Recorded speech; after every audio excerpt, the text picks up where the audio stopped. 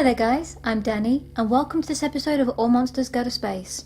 I'm going to be bringing you a few videos on dragons, but I'm going to be splitting them up into regions as there's just too many for one video. I won't be going into too much detail about each one, because the videos will just be way too long for that, but I do hope you enjoy it all the same. So dragons come in many different forms. Not all have 4 legs and wings, some are more serpent-like, or almost bird-like, and even look a little bit like a griffin. Now this video specifically will be covering dragons from Asia, so let's hop over to India first. The giant serpent Vritra was a being in the early Vedic religion. His name translates as enveloper, and he was so big that his head brushed the sky and his body could surround mountains. In the Rig Veda, Vritra was the enemy of the god Indra. He took control of all the rivers and built 99 fortresses to keep them in his captivity. Soon after this, Indra was born, grew up in a day, and heard about the serpent's evil deed, and visited Devastitri to drink the ritual drink of importance, called Sama, and it was in preparation for his battle.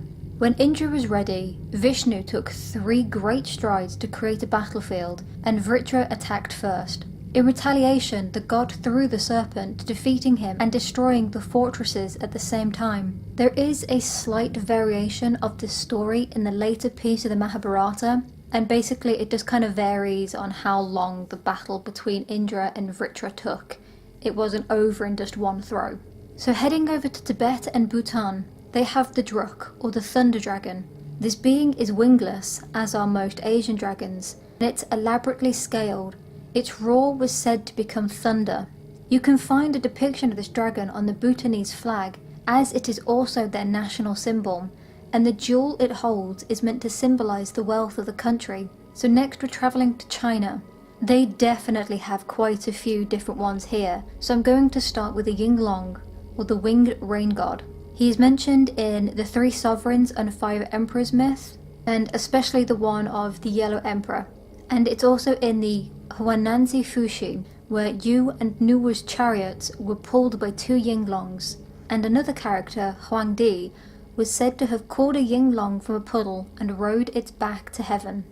Then there's the Longma, a unique looking dragon who stands more like a Pegasus.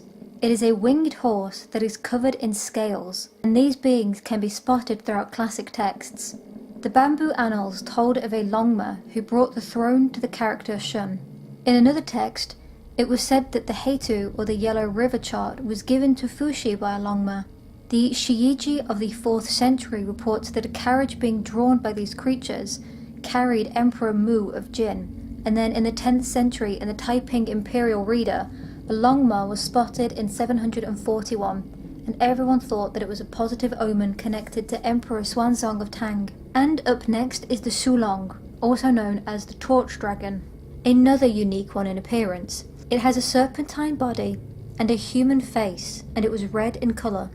As it closed its eyes, it created the night, and the day was created by it opening them again, and the seasonal winds in the area were said to have come from him breathing. The first written appearance actually comes from the 3rd century, and it's also in the classics of Mountains and Seas, Songs of Chu, and the Huainanzi. The last of the named dragons is the short-tailed Old Li. This being was a black dragon who was born by a woman into a very poor family.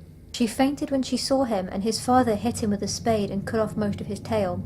He then flew through the roof and away into the Black River.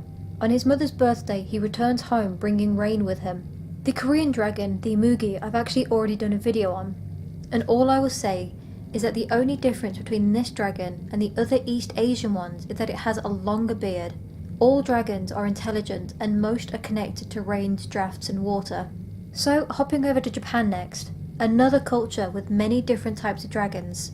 Again, they are normally water deities and are also long and wingless creatures. We'll start off though with one of my favourites, the Shachihoko, and it's a being who has the bottom half of a fish, the head, torso and forearms of a tiger, and they had large broad fins. People thought that this creature could bring rain, and so temples had a statue of the Shachihoko on their roofs. This was also to protect against fires. Its tail would also be pointing in the direction of heaven, and they tend to live in the colder waters, mostly in the northern oceans. There was also a type of dragon called a Shifun. It had feathered wings, which is quite rare for an Asian dragon, a dragon's head, and bird-like claws and tail. And the main Japanese dragon is the Ryu, a serpentine being that was first referenced in 680 AD in the Kojiki, and it's a creature of water and lakes specifically. The ruler of the seas was no Tatsumi. He could take human form and was said to live in an underwater palace. Ryujin's daughter was Toyotoma Hime, which translates to Luminous Pearl Princess. Then there was the sea monster Wani, who in some tales is actually the father of Toyotoma Hime, and other stories had him piloting ships of the Emperor Chue. The river and water deity Misuchi was given human sacrifices by Emperor Noritoku because the dragon had become angered by the engineering that was happening on his river.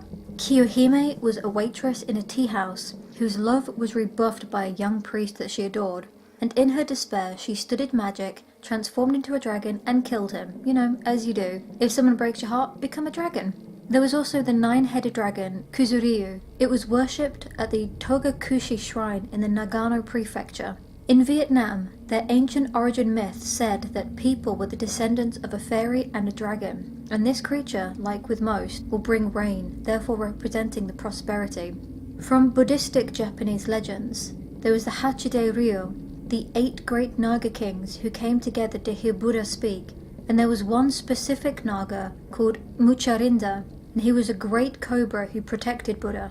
There is actually quite a lot of artwork of Buddha sat atop a giant snake, and that is Mucharinda. A dragon I've already covered before again is the Naga, so you can check out that video and learn about those beings from Hinduism, Jainism and Buddhism. In Persia, they had the evil Zahek, who had 3 mouths, 6 eyes, but these were all spread over 3 heads. It was strong and cunning and even had some human attributes. In Manipur, the Pakhangba was used as a heraldic emblem and was a supreme god in the Metis tradition. It lived in sacred groves, mountains and pools, and it was also a shapeshifter. Now there's no surprise as to where this one is from since it's in the name, but the Khmer dragon was also called Neek. It looked like a cobra, apart from the multiple nature of its heads, which could be up to at least 9. If it had an even number of heads, then it was said to be representative of female energy, and if it had an odd amount of heads, this was the male energy. In the Philippines, they had the Bukanawa. This serpent could cause eclipses when it tried to eat the sun. It also brought rain and winds and made earthquakes.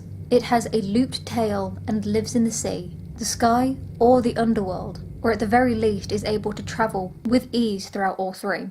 Well, that's it for this first video in the Dragon series. I hope you enjoyed it, and if you did, please leave a like, subscribe, hit the notification bell, and thank you for watching. I'll see you in my next one, in the comments section and on Twitter. Bye!